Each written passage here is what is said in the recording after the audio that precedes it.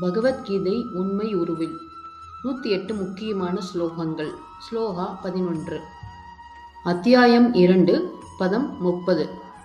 தேஹி நித்யம் அவத்யோயம் தேஹே சர்வஸ்ய பாரத தஸ்மாத் சர்வாணி பூதானி நத்வம் சோசிதம் அர்ஹசி.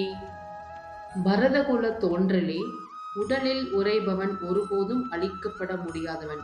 எனவே எந்த உயிர்வாளிக்காகவும் நீ வருந்த வேண்டிய தேவையில்லை. இந்த ஸ்லோகத்தில் ஸ்ரீகிருஷ்ணர் அர்ஜுனனுக்கு ஆன்மாவின் அழியாத தன்மையை வலியுறுத்துகிறார்.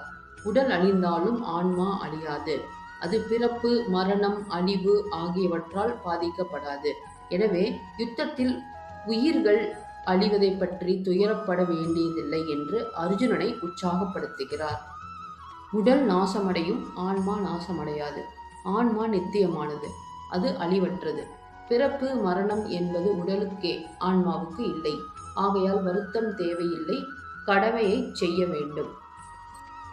இந்த வசனம் ஆன்மாவின் நிரந்தர தன்மையை உணர்த்தி வாழ்க்கையில் வரும் இழப்புகள், மரணம் போன்றவற்றை அதிகமாக வருத்தப்படாமல் கடமையை நிறைவேற்ற வேண்டும் என்பதை கூறுகிறது.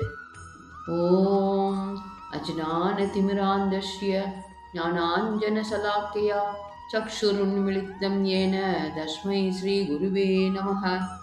இருளின் அஞ்ஞானத்தால் குருடனாக இருந்த எனக்கு ஞானம் என்ற கண் மருந்தை அளித்து என் கண்களை திறந்த அந்த ஸ்ரீ குருவிற்கு நமஸ்காரம்.